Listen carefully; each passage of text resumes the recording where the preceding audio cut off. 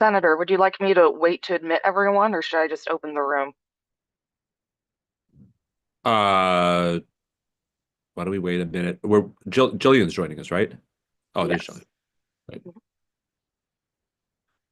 Right. Yeah, I think you can. Well, let's see. Let's see what Jillian says. Okay. Jillian, hi. Hi, sorry about that. Are you chairing or am I chairing? Oh, do you want a chair? No. Please, please I think this is chair. your thing. Nice. It's been my thing, but okay, I'll chair. I mean, I would if you needed me to, but I think you'd be better. Uh, any reason not to, Brienne was just asking if she should just let people in at this point, or Yeah, do you want? That's that cool. works. Okay. Well,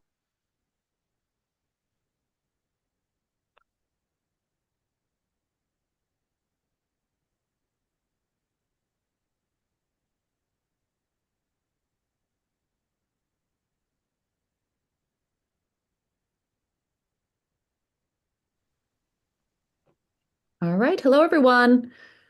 Welcome to what will be our final meeting of this Katie Beckett working group. I do want to take a moment just to express my deep condolences to you, David. I'm not happy is a bad word to say see you here, but thank you for being here and for continuing the work. And truly, I'm sorry for your loss.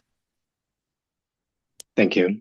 Yeah, I think yeah, it's been a difficult time for our family, but the day after our daughter passed, her older sister, her first question around other life things was, "We're going to still continue to focus on Katie Beckett, right?" And so as a 12-year-old, she notices the importance of this for families. So I'm here just really in her honor, just knowing that we weren't able to get support from the state, but a lot of families still really are desperately in need of it. Thank you, and thank you for sharing that. You have a very great 12-year-old on your hands. Um, Senator Lesser, any opening remarks? No, I was just going to say the same. I'm just, I think speak for all of us in expressing profound sadness and, and also just appreciation that you're willing to make sure that other families don't have to go through what you did. And so that is as big of a gesture, and I can't imagine the strength that you must be showing to just be here, let alone, working right now to try to help other families who are in a similar position. So, um, uh, grateful for, you know, the strength that you're showing, and in Chloe's memory, I hope we can move forward and make this state a better place. Thank you. Okay. Thank you all. I'm gonna move to number 3 on the agenda, which is approval of the meeting minutes. I know we sent it out today, my apologies. I hope folks were able to take a look. Any questions or edits? All right, can I have a motion to approve? I move. Second. Moved by Molly, seconded by Senator Lesser. All those in favor signify by saying aye. Aye. Aye. Any abstentions? Any nays? Okay, minutes are approved. All right, so moving on to our next conversation. At the end of our last meeting, which was in December, if we can all remember back then, we had discussed priorities, which if you pull up the minutes, that's very helpful notes on what we discussed. And then we had the conversation about, well, we shouldn't stop there. What about expanding slots and services? And so I believe DSS was going to go back and look at some numbers for us and how we might be able to prioritize. I don't know if you were able to do that or if you have any data that you can share with us about current utilization. I know we were looking at, we had looked at kind of that chart, which was fantastic, of utilization based on expense. And so I think Senator Lesser had mentioned the potential of, is there a way to maybe be able to cover the cost for some of these lower care, like individuals who require less care. Anyway, I'll stop talking and any information you have. No, so Representative Gilchrist, I just want to apologize because I think we may have crossed our wires a little. We didn't have a take back that we thought we were supposed to report out on this meeting as far as like any additional data or numbers. Okay. I'm happy to, engage in the conversation and answer any questions that I can here on the spot as far as what we're looking at. But I don't think we were talking this week, myself and the other staff from DSS, because I think there was an indication that we found out now that maybe there was supposed to be something we were reporting out on in this meeting, but we didn't know specifically what that was. So we're not prepared today with any specific numbers. As far as what you touched on previously with what we've reported out, as far as like the average costs, certain things like that, I was trying to think back in my mind what we also talked about possibly being able to report out on, which is like numbers by service type. Like, we had the overall utilization broken down to, member specific, but then what were the actual services? I think that might have been something maybe we were looking for. And I'm going to need some help from everybody else in the group to see, because we're happy to put together as quickly as we possibly can. That's going to be helpful and informative for this group, any additional data or numbers, but we don't have anything today beyond what we've already, added to the group. Okay, thank you. I appreciate that.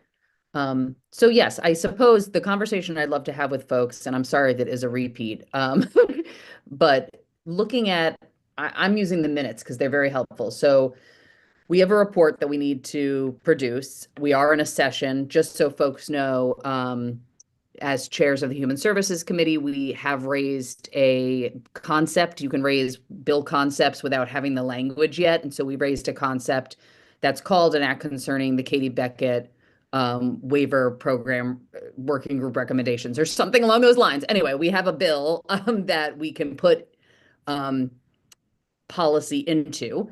And so at this point, in looking at the notes, we would put the waiting list notification, and you see all those notes, and we'll draft up some language that we can share with you all for approval, and then the website information for families. But I'd love to talk through right now, what would folks want for a proposal in terms of the slots and services? And then maybe I'm thinking that would inform what we would want to get information on from DSS.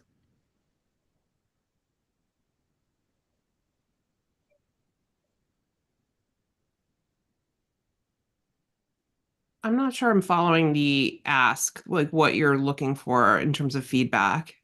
Sure, sorry, I'll be more clear. What I'd love to hear from you all is, as we move forward with our recommendations, which will translate into legislation, what would folks like in terms of like adjusting, so getting rid of the waiting list? But we've had some conversations about, is there a way to look at and see kind of who are folks that we're spending quite a bit of money on compared to, we saw that chart where there's a lot of families who don't need a lot of money, they just need some support. Just want to talk through, like, are there proposals we could make to try and get more people services? And what would that look like? Is that helpful? I don't know if Yeah. I mean, from my perspective, another sort of angle on that would be, is there a way to look at overall utilization and the type of services needed or anticipated over the course of a lifetime? Because my son, for example, doesn't need hospital services. Knock wood, he probably won't for some time, but we would certainly, as provided in other states, very much use and appreciate home modification services or funds for home modifications, as well as behavioral services. Okay. Thank you. Beth, go right ahead. Oh, you're on mute. Sorry.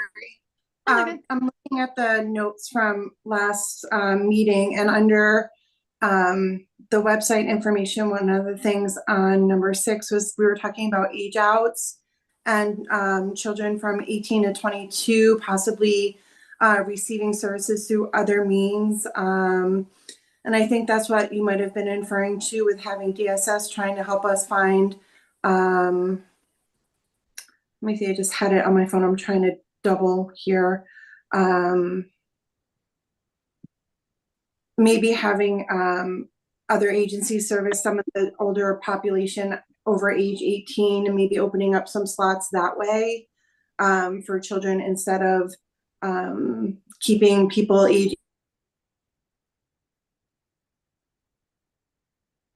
Oh, did she froze? Oh, an age out report is generated by DSS, and a nurse case manager reached out to the families to informally explore options of other coverage. Currently, no age limit is mandated, but that could be explored or recommended. So that's what I was maybe thinking you were referring to initially when you were opening up the conversation. Yep, thank you. No, but thank you for jogging my memory. I'm looking, no, but that's super helpful, and that would be important data to understand. So I'm going to jump to Paul before I go to Molly, because I'm thinking he might have an answer about that. Well, right. So I just wanted to really quickly, maybe like a level setting, just you know, a couple of things, because this is all coming back to me as well as we're talking about it. To touch on Beth's point, yeah. So the age limit right now is 22. It's set, capped at 22 in the waiver.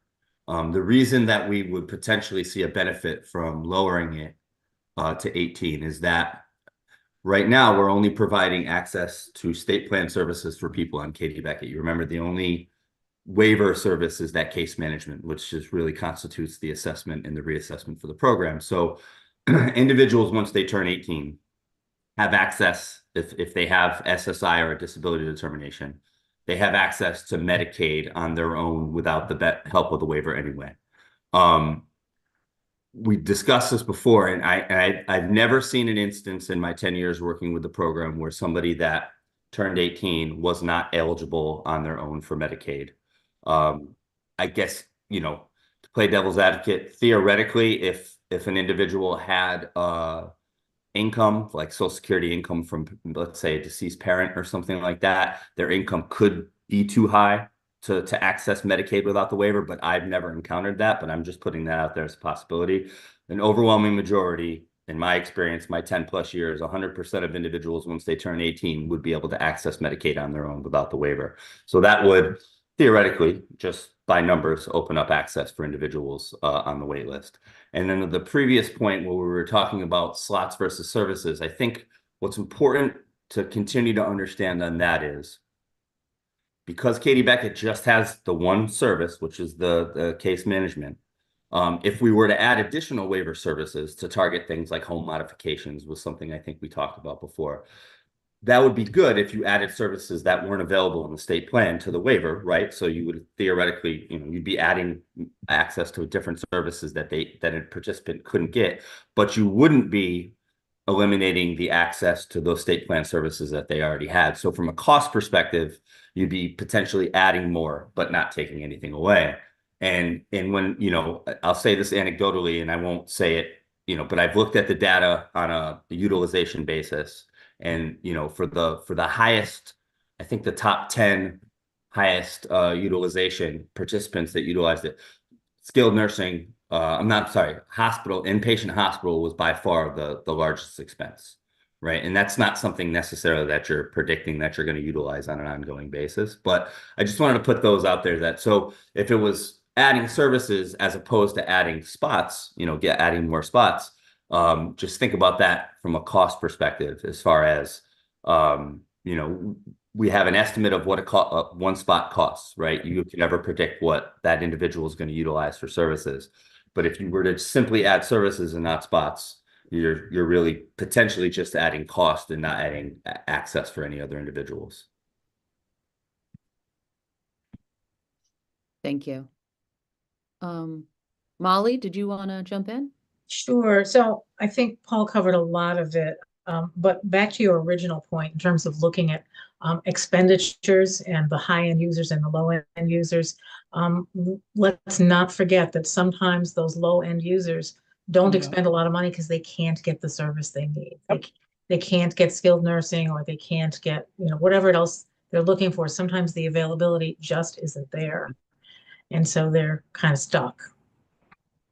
But I think Paul really hit on a lot of those issues in terms of what we should look at and not look at. And I think we also talked about the fact that, that cutoff at 18 really is critical. And as long as you can reassure families that Medicaid is Medicaid is Medicaid, because I'll have families often say, yeah, well, I don't want to change because I don't want to lose what I have. And I say, what you have is Medicaid, and what you will have for your son or daughter is Medicaid. So it doesn't change. I don't realize that.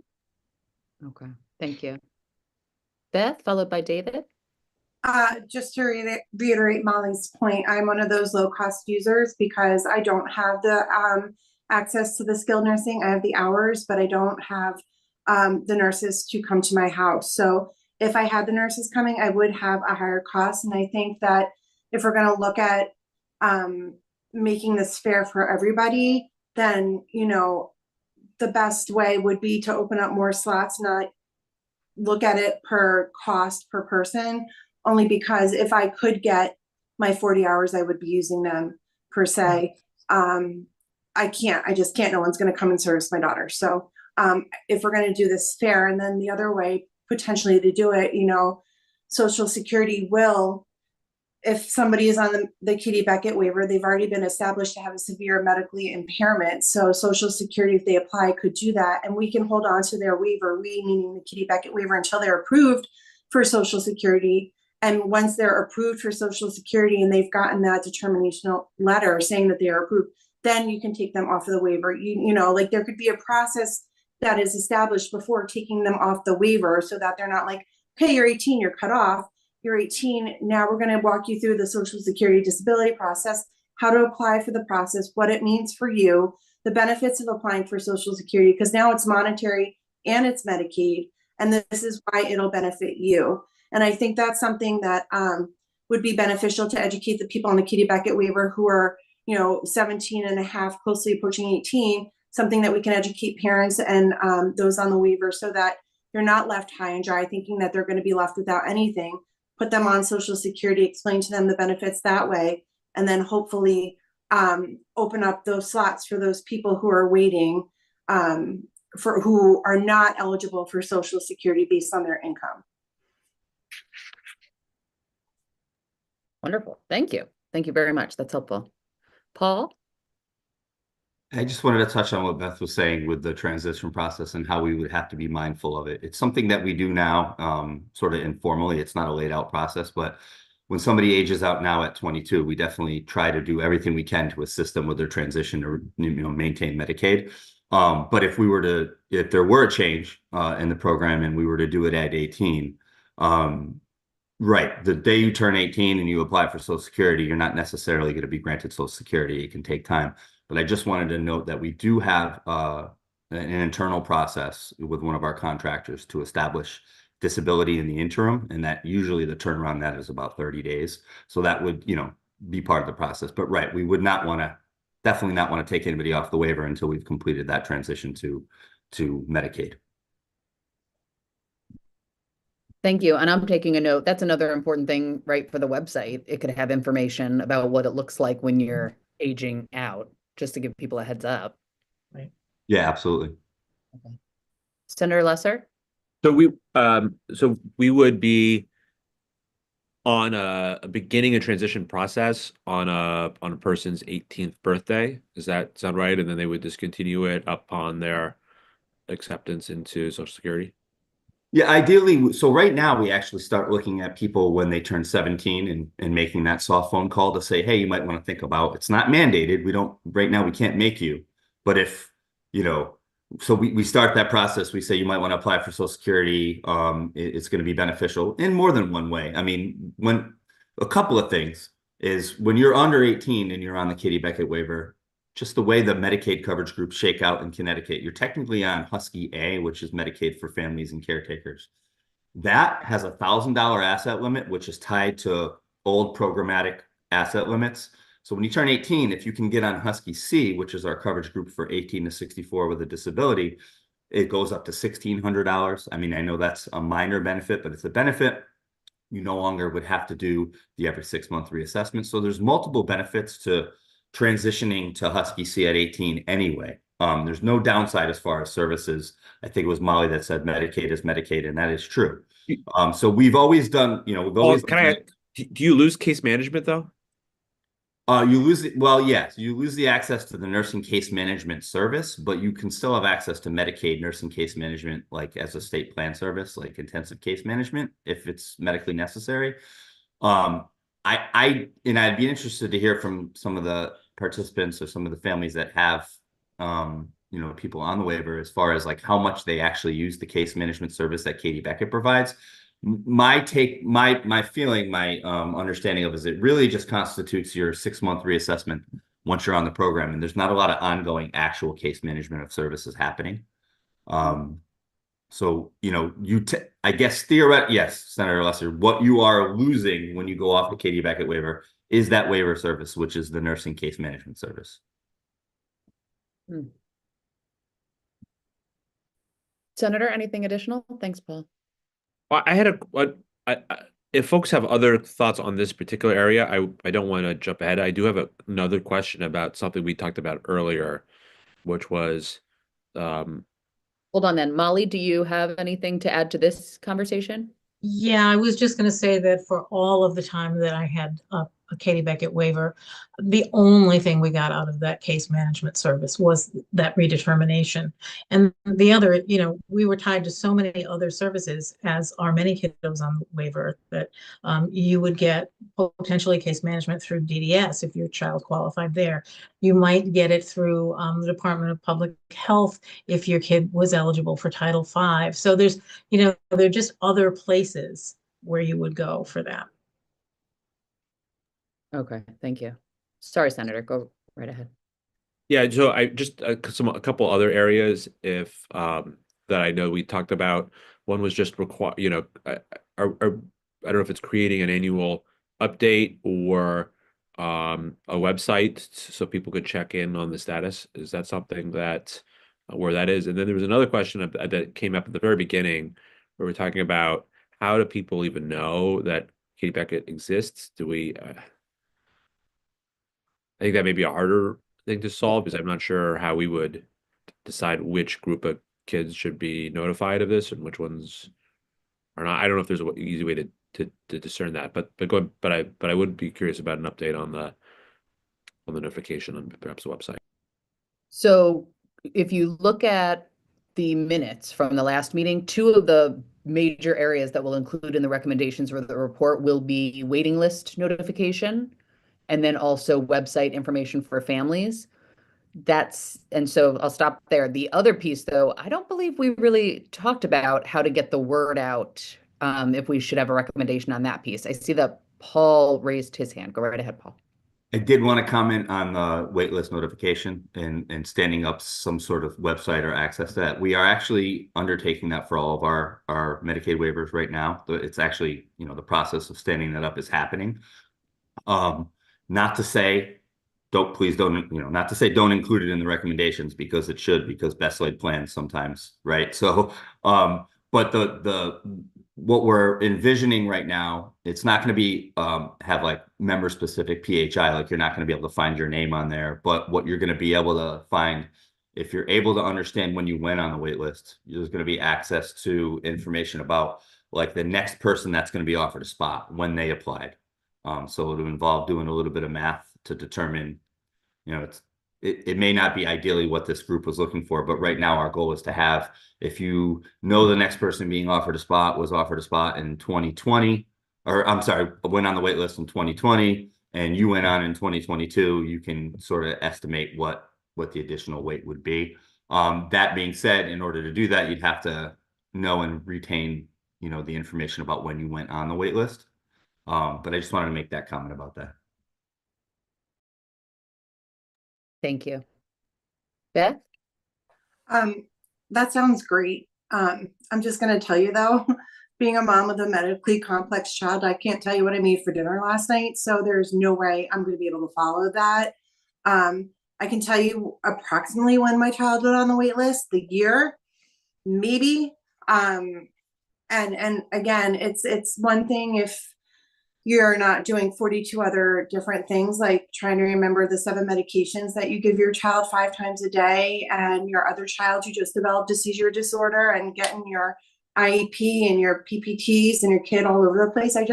I understand why you're doing that, but I think it needs to be more formalized and a little bit more put together for parents with children who have such severe disabilities and impairments like the ones who are on the Katie Beckett waiver. So I understand where you're coming from, and I appreciate your intent, but I think it's not going to be that helpful for parents like me. So I just wanted to put that out there, and Yeah, I really appreciate that, Beth. And I guess what I would say to that is that we sort of designed it with all of our waiver populations in mind, Right. and understanding that different populations have different needs. So absolutely, like, again, it's not to take away from the recommendation of this group if it's to have a more comprehensive way to check the wait list. But I think it's just important to know that in the interim, at least, you know, we're going to try to get that information out there. And I would still agree, and I appreciate it, but I still think we should move forward with this group and do a recommendation specifically for those people on this wait list. So thank you. Thank you, Beth.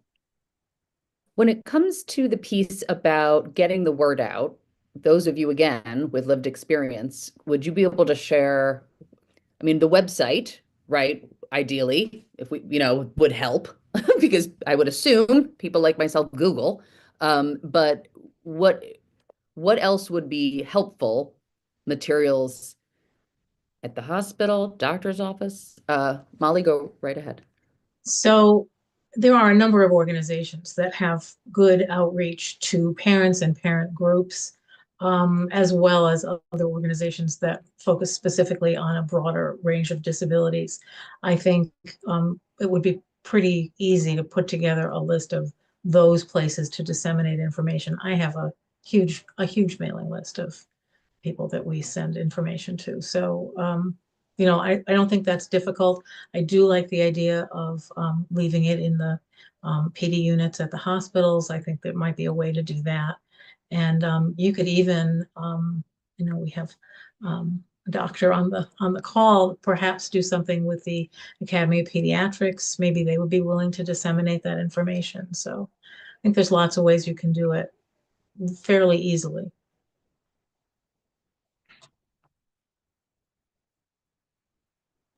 Oh my God, I'm talking with the mute on. Thank you. That's really helpful. Would it be helpful if our recommendation, told, I don't know how DSS will feel about this, but if our recommendations told DSS to create like a brochure, some kind of thing, right, that would be then distributed, could the Rare Disease Council assist them with that? Kind of like work with them so that it is user-friendly material? Yeah, we could. We can. Okay. We plan to. We're in the process of getting our own website up in waivers. It's not just the Katie Beckett waiver. We're also going to be listing information about DDS waivers up there. But yeah, we can do that. We can reach out to the hospital association, the medical associations. I mean, we've got Yale, UConn already hooked in. Those are the primary hospitals where they're going to be going, and we will approach people in those. So that can all be done. That's not a problem. And I'm sorry, I know Jermaine's got a hand up, but what's the ETA on when that system will likely be live? Is that this year, or is it probably about a year from now when we get our website up? We haven't gotten the funding yet. We're working on the funding from the state, and we can get the funding. We just don't have the authority yet to raise funds. We haven't gotten the legislation through on that. It was nixed by the governor last year. He was afraid it was going to impact the DPH budget. So we've come up with new language this year, and we're hoping we'll get it through the session this year. I'm sorry, no, I guess I was talking, Paul, I was talking about the DSS. Paul. Yeah. So I was on a meeting with my director, Christine Mustin, the other day, and the same question came up about other waiver programs, and we're shooting for the summer. Okay. That's pretty fast for government IT project. I'll agree with that. Great, thank you. Lee. Jermaine Lee. Yes, sorry, my name's Emily Germain Lee, and it never looks right on the screen. I keep trying to fix it, and I'm not capable of doing a good job here. But I just do want to say in light of what Molly said, is that first of all, I don't think there's good dissemination outside of people who are very invested in it. That's the problem. So there will be patients that get to me who've never heard of it. And you wonder how, and everyone here is very invested in it. But I do think like American Academy of Pediatrics, very general, big organizations, it would be very helpful for them to know, because I think it really can just start in a primary care pediatrician's office. There needs to be just a more global dissemination, and I think that fails somehow. Maybe there's just too much going on in offices for them to keep things going. But if there were a mechanism to have many, many booklets put out, certainly distribution would help. I really don't think there's enough. Thank you. You're making me think, doesn't the Department of Public Health put out, and I don't know the technical term, I'm forgetting, to doctors, like bulletin, boom, that's the thing. Don't they put out bulletins that, okay, that's just one. They do. And those are terrific, but you have to read them. Yeah. That's a major problem. Not every physician will read those if it's not pertinent to the patients whom they're caring for. Everyone's overloaded, and it only got worse in COVID. But like Leslie said, the Rare Disease Advisory Council will try to help, but we're also, somewhat limited to a finite group. I guess I was throwing that out there, not so much as either or, but kind of like an additional. So we could do the brochure type thing that's distributed. Then we could also do the bulletin. No, that's a great idea to put it on. And, DPH sends out bulletins all the time about this illness is spreading, that illness is spreading. Certainly that would be great just to have it on there. And even just a blast out every now and then. I hope you're all aware of this waiver. Okay, thank you. David, go right ahead. Thank you. Now I'm excited about this because I think right now the main place to access is with like a PDF form. So just having a website will be able to vastly make it more accessible for parents. I will just name that of the 12 plus doctors that Chloe had, none of them knew anything about Katie Beckett. And one occupational therapist that did know about it assumed that it was open to all. And that's all within the New Haven region of a major hospital. So I would just name that like this program is not well known. And we actually learned about it at a national conference for Tay-Sex kids and came back to Connecticut to try to find more about it. And that was after us already being in the care of doctors for quite some time. So I would advocate for all this and just also name that most rare disease kids end up at a genetics office at some point. So just being able to make sure that geneticists have this information at all the major hospitals would go a long way in ensuring that this information is accessible to others. And I think the other thing I would just name is just like, what are the requirements for the program? So I hope this will be on the website, but like eligibility requirements. The times that we went to folks to raise that like our daughter wasn't eligible for any of the programs except for Katie Beckett, that was kind of mind-blowing to most folks. The Katie Beckett program is the only non-income bearing program. So if you are middle income, this is your only real shot, in my opinion, to be able to get supports from the state for your critically ill child. So I think there's like, as parents, as Beth had mentioned, like, you're in the mix. I honestly, my daughter passed a week and a half ago. I didn't realize how exhausted I was until like a few nights ago when I slept for the first time in 2 years. Like you're just trying to plug away and you're working full time. You're trying to take care of your healthy child. So just having access to information is goes a long ways in just being able to like help the parents take care of their children. Thank you. That's very helpful.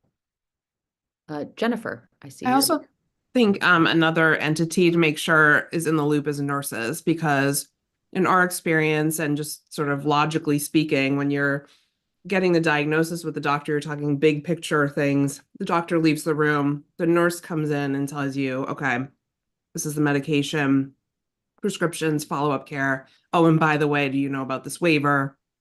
Here's how to get yourself on the wait list. The practical stuff. Okay. That's very helpful. Okay, thank you. Okay. Anyone else on this topic of getting the word out? So we would be sending it to, we would be requiring DSS to send it to geneticists. Is that what we're talking about? What I have at I guess this point. I'm just sort of like puzzled. Like there are 2 children's hospitals in Connecticut, right? So how is it? They got to deal with approximately 100% of kids who are in the population we're talking about. I just don't understand what are the barriers to them educating their own? There has to be individual providers? Like what is the barrier here? I guess that's a good point. Yeah, David? I agree. Like I do think that institutions need to do a better job of just understanding the programs that are available to their patient groups. I will just like name like one of the reasons I was early stating that the website's a key component is like right now the only way to learn about Katie Beckett is you Google it and you find a PDF. There isn't actually like a landing, correct me if I'm wrong, Paul, but like there isn't actually a landing page that you can go read about Katie Beckett. It's a little bit of Where's Waldo? You got to kind of find it. So I would imagine that some providers don't, if they don't go on the main website, they don't see it quickly, they're not going to know about it.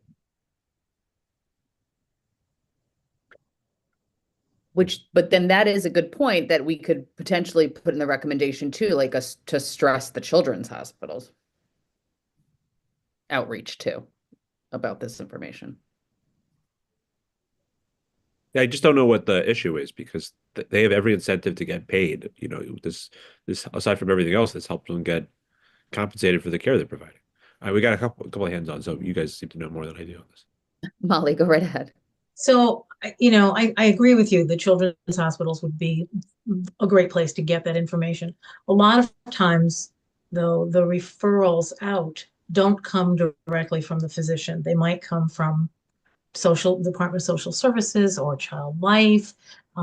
You're correct. It might be a nurse that comes in. So there are a lot of people that touch you in that process.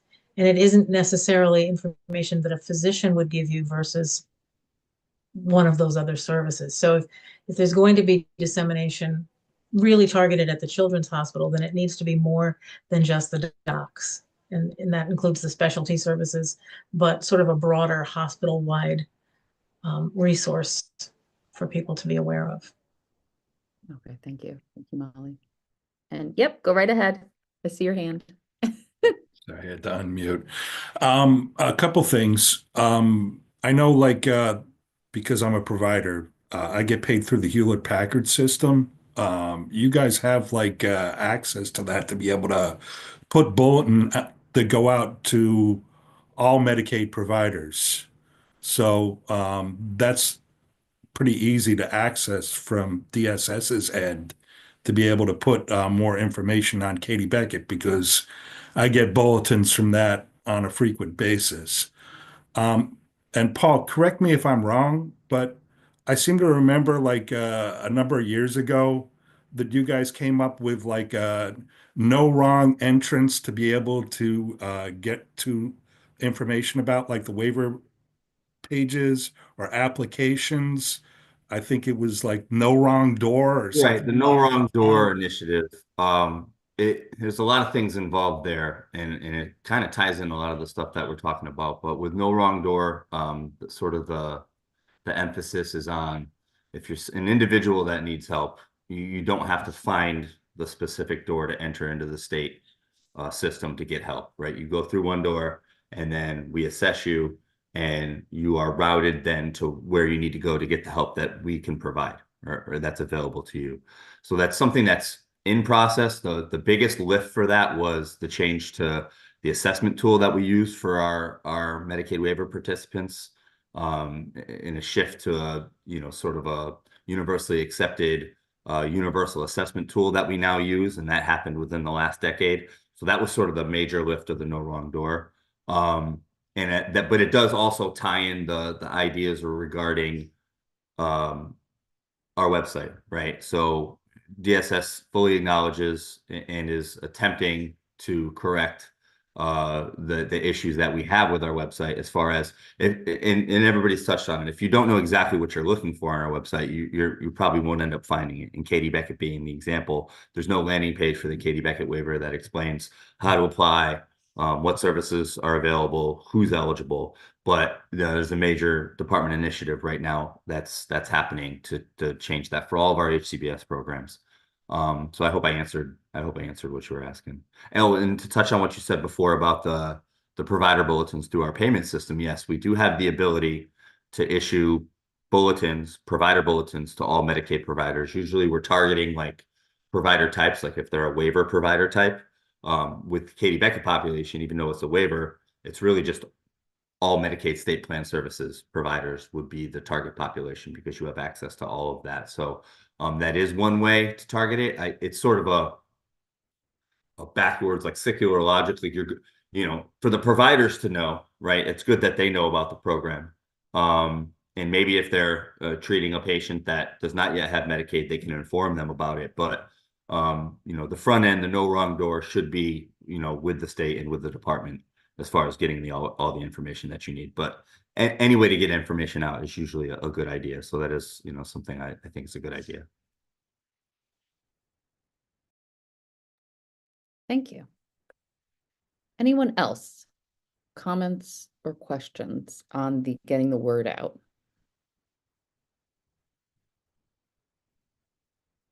So then what I have at this point, so next steps would be our team will draft the final report, which includes information on how many times we met, what we discussed, presentations we had, and then it will include our recommendations.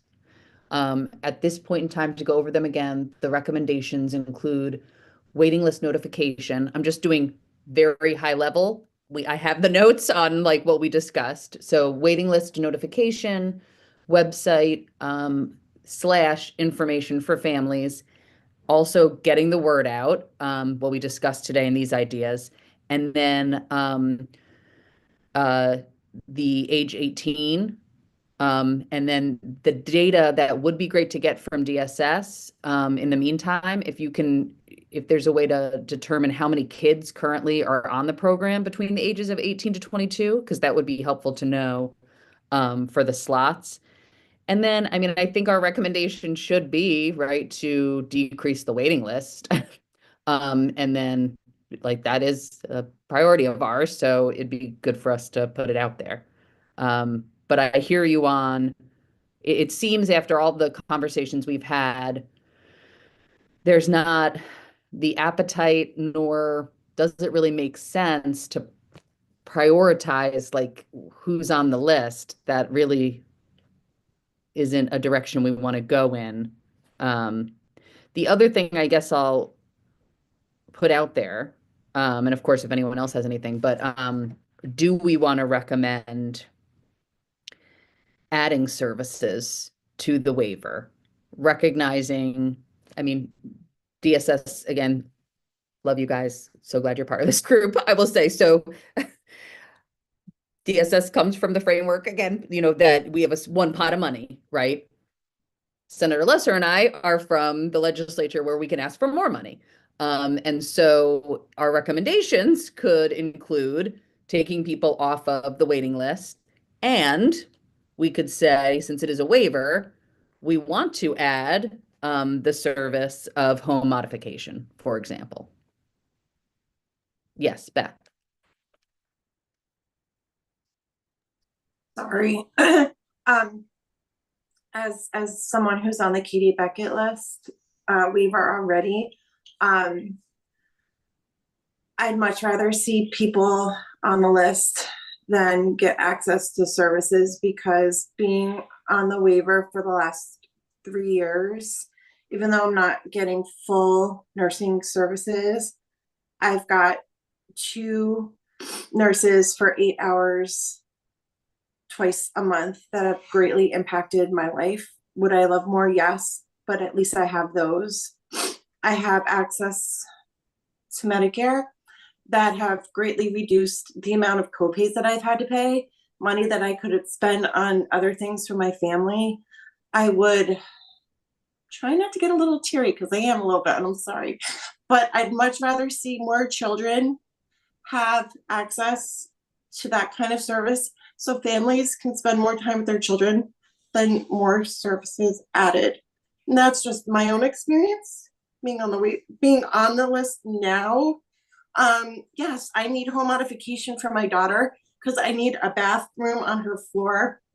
We have a 2-story house. We carry her upstairs. She's getting bigger, it's heavy, but I'd rather open up spots on the list for families than have that money allocated toward other service. That's my opinion. It might not be a popular opinion. That's just, just a person who's already receiving the benefits of being on the waiver. And again, we could talk about this, and other people might have different opinions, but for me, I think it's the importance of actually having access to the services that are already in place right now, that have made such a big difference for my family already. And I'd rather see other families have that access. So thank you. I'm sorry, I didn't mean to get a little verklempt, but for me, that's where I think the money is much better spent than adding more services, being a family on the waiver. So thank you for that opportunity. Never have to apologize for that, and thank you for wanting to help others to experience the help you're getting. So thank you. Yes, Leslie.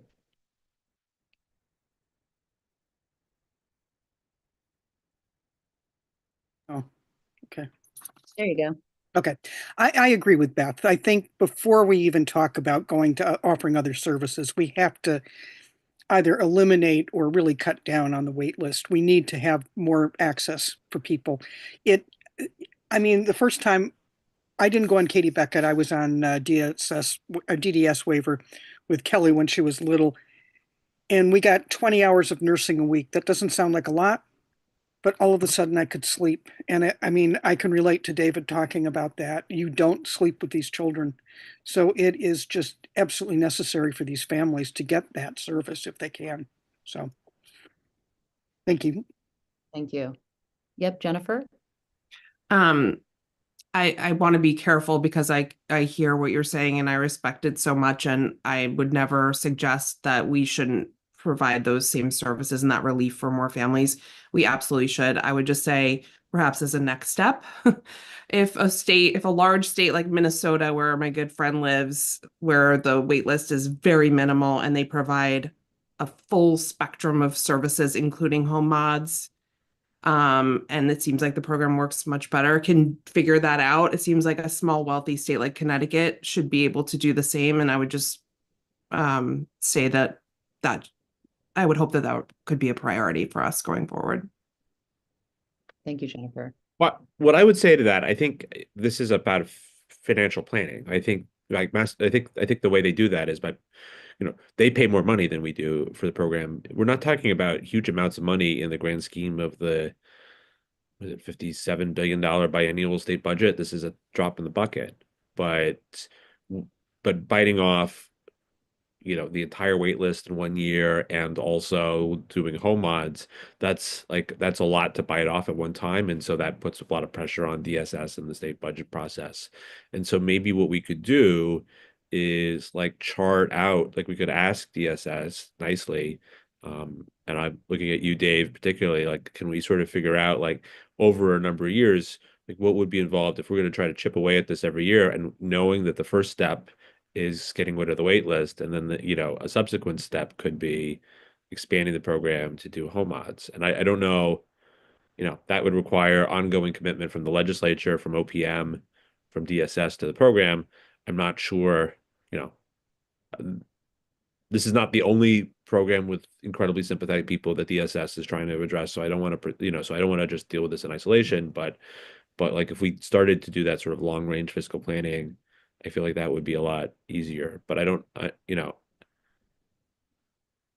Dave, Paul, I'm not sure. I just don't know what DSS's appetite is or ability to sort of help us figure that out over, let's say over 10 years or 5 years or something like that.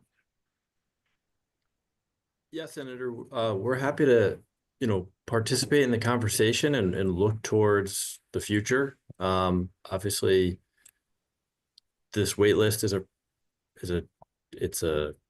something we want to address, but there are fiscal concerns. So we're happy to participate in the conversation going forward, and we'll bring our subject matter experts to those talks.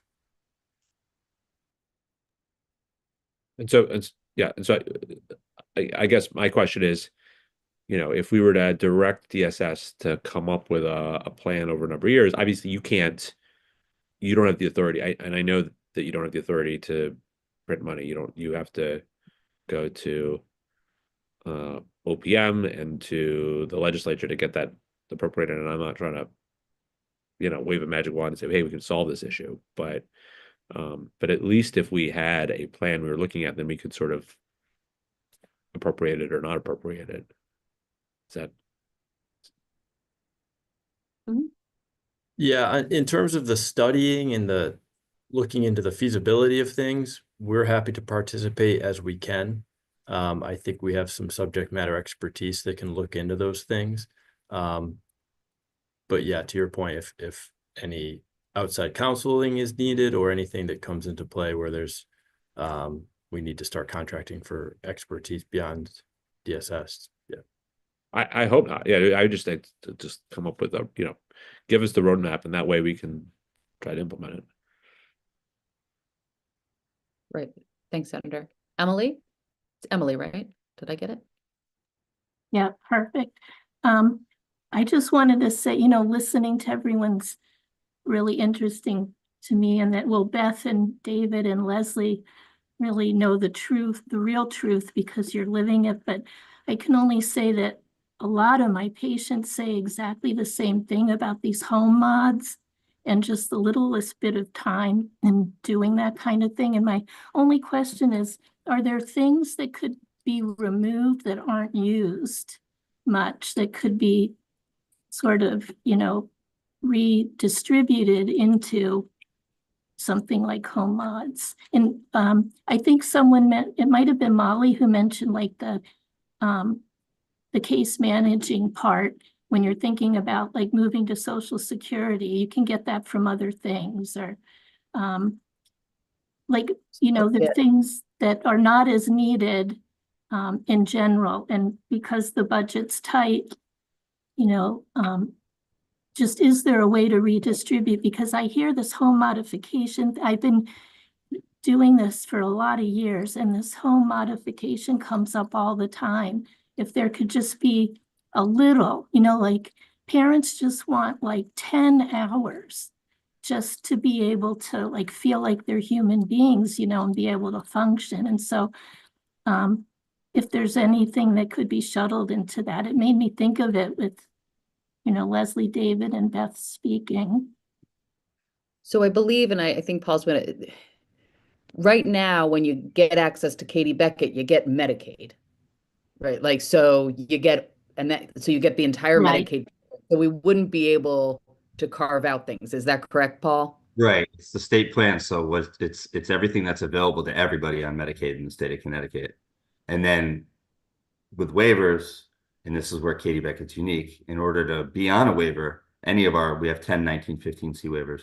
You have to have at least one waiver service. That's like a qualifier to be on a waiver, and that case management service is the one. So Right now, as far as reallocating what we currently have, I don't see how we can do that, but I completely understand the point you're making as far as trying to utilize it where we need it. But that's the unique thing about Katie Beckett, is that it's more than any other program we have. All of our other waivers have, in some cases, dozens of unique services only available to that population. It's really hard to predict what the utilization for the Katie Beckett on a participant by participant basis, what their utilization would be.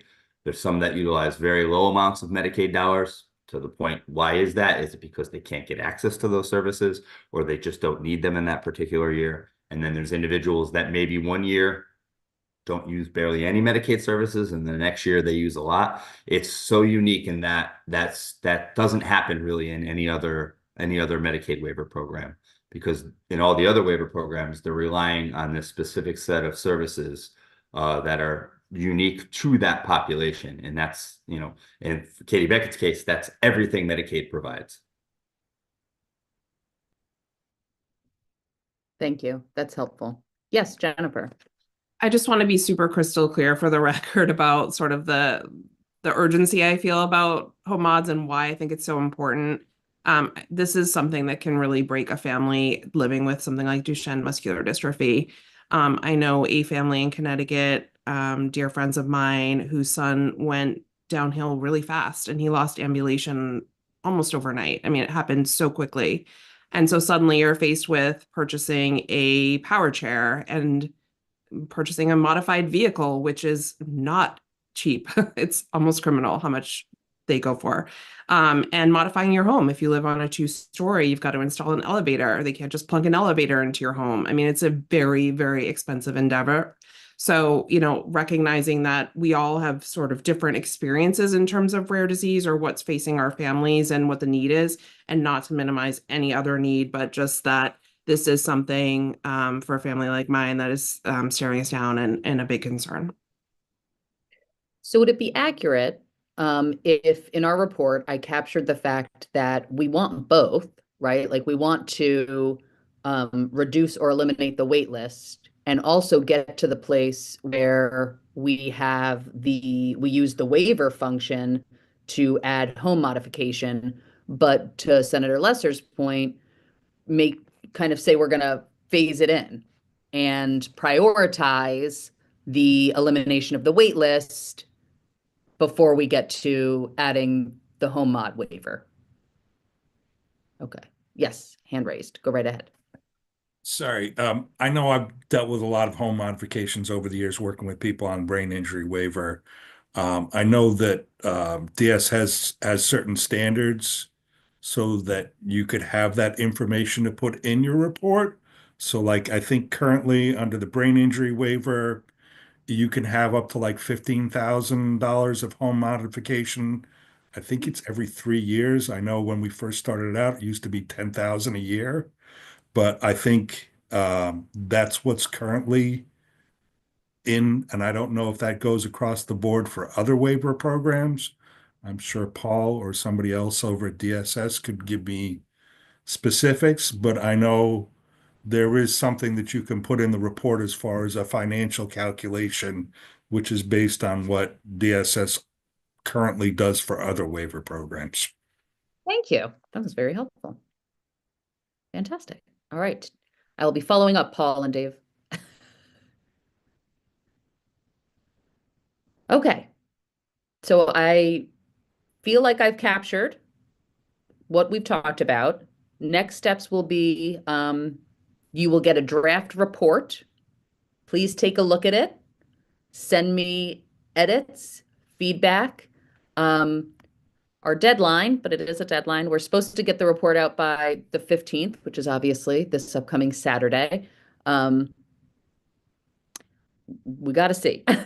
It would be great if we can get you a draft by the 14th or the 18th and then out by the 19th or 20th is more my thinking. So, because interestingly around here, we have 2 holidays coming up. We're off tomorrow and we're off Monday. So that is going to be the timeline I'm throwing out there. And so, yes, we'll email out draft report, take a look, send your feedback. And then we will send the report to the entire legislature. And then the senator and I will be able to take our recommendations and put that into that bill that I was talking about. Okay. Thank you all so much. And thank you for all the work over these months. It's been really impactful to meet you all and to learn from you. And I really appreciate, on top of all of what you go through, that you take the time to do this to try and help others. So really, thank you. Senator? I don't have anything to add other than let's hope we can get something good out of this. Yeah. This is the easy part. Getting the funding will be the hard one. So we'll do what we can. Can All I right, ask thanks. Yeah, go right a ahead. question? Sorry, I've talked a lot at this meeting. Just maybe for my own blood pressure sake, when I hear the alarm bells around federal funding for Medicaid, is there any perspective here on how potential cuts could impact Medicaid in Connecticut, the waiver, what we're doing here?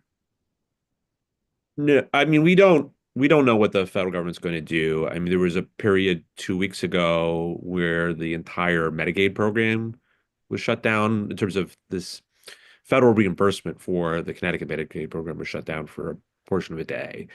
But that did not impact patients because, that's the state getting reimbursed. That's not about payments to, individual patients. So that's the good news is that we're really fighting about that. Now, I don't know what other chaos could come through Washington, but a lot of the conversations about cutting Medicaid are, I mean, we'll see what they're able to pass through Congress. I don't know yet. I do know that a lot of the conversations seem to be about Medicaid work requirements. Obviously you can't make a 5-year-old child work, so I'm not sure that would affect the program. Obviously, if there are other cuts, there are potential cuts to, federal reimbursement rates or something else, we could be affected. The other big area was for that there's been a lot of conversation about has been about reimbursement for uh, adults. So there's an expansion universe of adults. So again, I don't think this would be first on the chopping block, but there's every time I turn on the news, some new thing that I hadn't previously considered viable is happening. So I don't want to, I don't want to give anybody false assurance, but just the nature of what's on the chopping block with the Medicaid program doesn't seem like this would be high on the list, but Right. Thank you. check back Saturday could be a totally different world. Fair enough. And please know, just because this work ends with this working group, please feel free to reach out to the senator or myself. And, we'll let you know what we know or get you to the people who can get you that info. Thank you. Yeah, thank you. All right. Thanks, everyone. Have a great you. evening.